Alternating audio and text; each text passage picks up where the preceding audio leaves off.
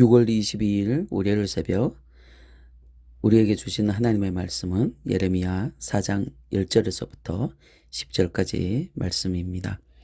여호와께서 이르시되 이스라엘아 내가 돌아오려거든 내게로 돌아오라. 내가 만일 나의 목전에서 가증한 것을 버리고 내가 흔들리지 아니하며 진실과 정의와 공의로 여호와의 삶을 두고 맹세하며 나라들이 나로 말미암아 스스로 복을 빌며 나로 말미암아 자랑하리라. 여호와께서 유다와 예루살렘 사람에게 이와 같이 이르노라. 너희 묵은 땅을 갈고 가시던 물에 파종하지 말라. 유다인과 예루살렘 주민들아 너희는 스스로 할례를 향하여 너희 마음 가죽을 베고 나 여호와께 속하라. 그리하지 아니하면 너희 악행으로 말미암아 나의 분노가 불같이 일어나 사르리니 그것을 끌 자가 없으리라. 너희는 유다에 선포하며 예루살렘에 공표하여 이르기를 이 땅에서 나팔을 불러 하며 또 크게 외쳐 이르기를 너희는 모이라. 우리가 견고한 성으로 들어가자 하고 시온을 향하여 깃발을 세우라. 도피하라. 지체하지 말라. 내가 북방에서 재난과 큰 멸망을 가져오리라. 사자가 그 수풀에서 올라왔으며 나라들을 멸하는 자가 나왔으되 내 땅을 황폐하게 하려고 이미 그의 초소를 떠났은즉 내 성읍들이 황폐하여 주민이 없게 되리니 이로 말미암아 너희는 굵은 배를 두르고 애곡하라. 이는 여호와의 맹렬한 노가 아직 너희에게서 돌이키지 아니하였음이라. 여호와의 말씀이니라. 그날의 왕과 지도자들은 낙심할 것이며 제사장들은 놀랄 것이며 선지자들은 깜짝 놀라리라. 내가 이르되 슬프도소이다. 주 여호와여 주께서 진실로 이 백성과 예루살렘을 크게 속하셨나이다. 이르시기를 너희에게 평강이 있으리라 하시더니 칼이 생명에 이르렀나이다. 아멘. 여러분, 항해 중에 있던 한 척의 배가 있었습니다. 그런데 이 배가 아주 위험한 상황에 빠졌습니다. 이 배의 키를 잡고 있던 항해사가 암초를 향해서 항진하고 있었던 것입니다. 그렇다면 이 사실을 아는 선장은 어떻게 해야 이 일촉즉발의 상황에서 안전하게 배와 선원을 구할 수 있겠습니까? 갑판원을 시켜서 갑판에 물을 갖다 붓고 아주 깨끗하게 씻는다면 이 위험한 상황을 피할 수 있겠습니까?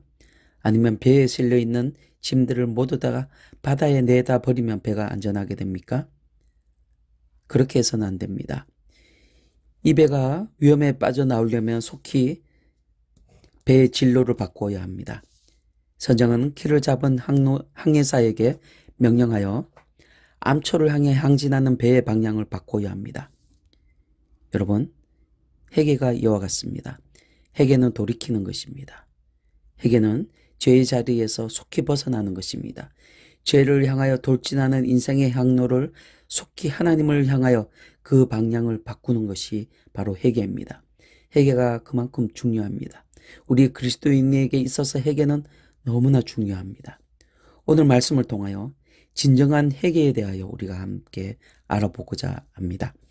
회개에는 내향적인 회개와 외향적인 회개가 있습니다. 먼저 내향적인 회개를 알아보고자 합니다. 당시 이스라엘이 처한 상황은 아주 어렵고 절박하였습니다.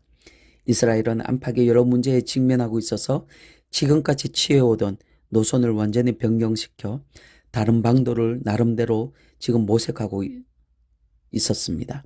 이런 상황에 하나님께서 이들에게 말씀하십니다. 오늘 보면 1절 상반부를 보시면 나옵니다. 여호와께서 이르시되 이스라엘아 내가 돌아오려거든 내게로 돌아오라 라고 말씀합니다. 이스라엘이 정치적이고 외교적인 노선을 바꾸어 다시 하나님께로 너희들이 돌아오려거든 돌아오라 라고 말씀합니다. 그러면서 그냥 돌아올 수 있는 것이 아니라 그들에게 몇 가지 조건을 두고 있습니다.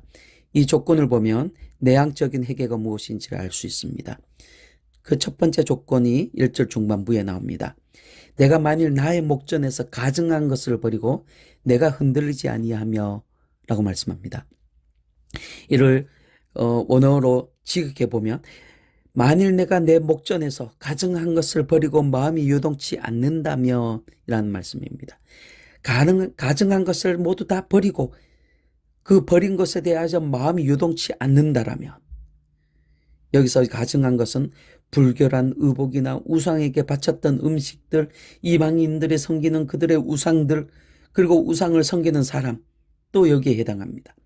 이스라엘 백성들은 이러한 가증한 것들을 모두 다 버리고 만약에 이것을 다 버린다라면 그리고 마음이 요동치 않는다라면 하나님께 돌아오라고 말씀합니다. 회개는 먼저 그것이 죄라는 것을 깨닫는 것에서 시작합니다. 그리고 두 번째 조건은 2절에서 말씀하고 있습니다.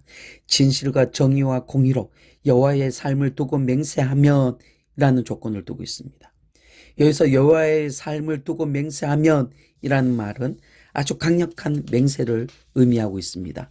이 맹세는 여호와의 주권을 인정하지 않는 자들은 도저히 사용할 수 없는 그런 맹세입니다. 이것은 하나님께서 살아계셔서 우리의 맹세에 친히 개입하신다는 이 사실을 분명하게 믿고 맹세하는 것입니다. 만일 맹세하는 내용이 사실이 아니면 하나님께서 맹세한 그 사람을 벌하실 수도 있다는 사실을 알고도 하는 맹세입니다. 이제는 다시 가증한 자리로 돌아가지 않겠다라고 여호와의 삶을 두고 맹세하는 것입니다. 자신의 생명을 걸고 맹세하는 것입니다. 다시는 그 죄의 자리로 돌아가지 않겠노라고 맹세하는 것입니다. 여러분, 참 회개는 우상을 바라보던 사람이 순간 하나님을 바라보는 그런 행위에서 나타나는 것이 아닙니다. 지난날의 잘못을 완전히 청산하고 다시는 그쪽, 그 가증스러운 쪽, 그곳에 마음을 두지 않겠다라는 어떤 굳은 각오, 굳은 의지가 동반되는 것이 여러분 진정한 회개입니다. 여러분, 회개는 몇 마디 툭툭 던지며 고백하는 것이 회개가 아닙니다.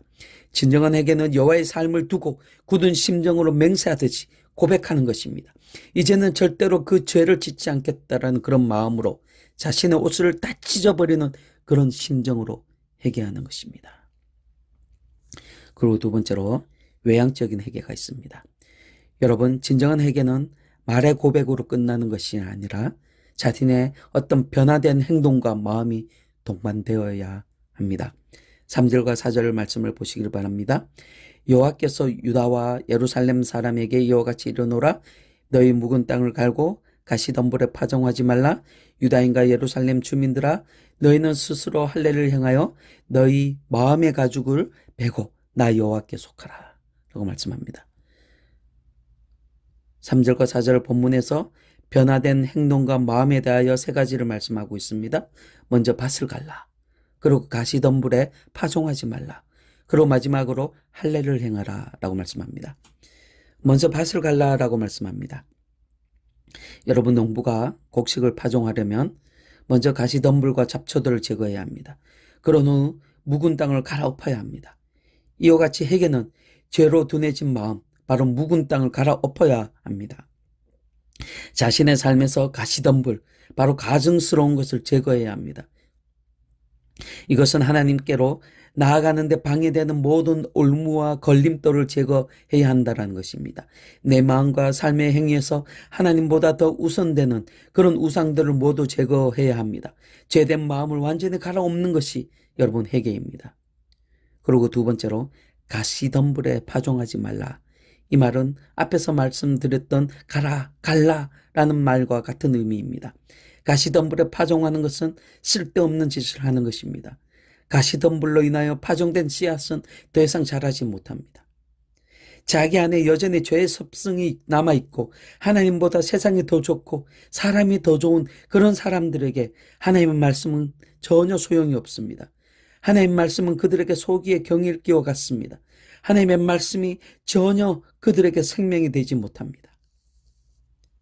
그리고 세 번째로 4절을 보시면 마음의 할례를 행하라. 너희는 스스로 할례를 행하여 너희 마음 가죽을 베고 나 여호와께 속하라 라고 말씀합니다. 이것이 마음의 할례입니다. 하나님은 아브라함에게 남자아이가 태어나면 8째 되는 날 할례를 행하라고 말씀하셨습니다. 그 이후로 할례는 이스라엘 백성들에게 아주 중요한 예식이 되었습니다. 그러나 육체의 할례만으로는 하나님을 기쁘시게 할 수 없습니다. 오늘 말씀은 육체의 할례가 아니라 마음의 할례를 말씀하고 있습니다. 여러분, 그렇다면 마음의 할례를 행한다라는 의미는 무엇입니까? 마음의 할례는 자신의 어떤 사고와 그리고 가치관, 어떤 삶의 우선순위를 비롯하여 자신의 행동을 지배하는 모든 것을 바꾸는 것입니다. 세상적 가치관에서 이제 하나님의 중심으로 계획하고 그대로 살아가는 것입니다. 변화된 삶의 어떤 결단을 말하는 것입니다. 그것이 우리 마음의 할례입니다. 하나님께서는 이 마음의 할례를 우리에 보고 행하라고 말씀하십니다. 여러분, 이제 말씀을 정리합니다. 여러분, 진정한 회개는 죄로부터의 돌이키는 것입니다. 죄의 자리로 떠나는 것입니다. 이 세대를 본받지 않고 오직 하나님의 거룩하심과 기뻐하심을 위하여 사는 것입니다. 이러한 마음의 결단을 가진 사람들에게 하나님의 그의 영, 바로 성령 하나님을 통하여 그의 자녀들을 마음의 할례, 바로 성령 세례를 행하십니다. 성령 하나님을 통한 진정한 세례를 받은 자는 하나님의 칭찬을 받는 사람입니다. 이제 더 이상 종의 굴레를 입지 않습니다. 자유자로서 살게 되기 때문입니다. 사랑으로 서로 종노릇하는 것입니다. 사랑하는 성도 여러분, 성령으로 하나님 아버지께 참된 예배를 드리시고 오직 예수님만 자랑하고 여러분의 육체를 신뢰하지 않기를 바랍니다.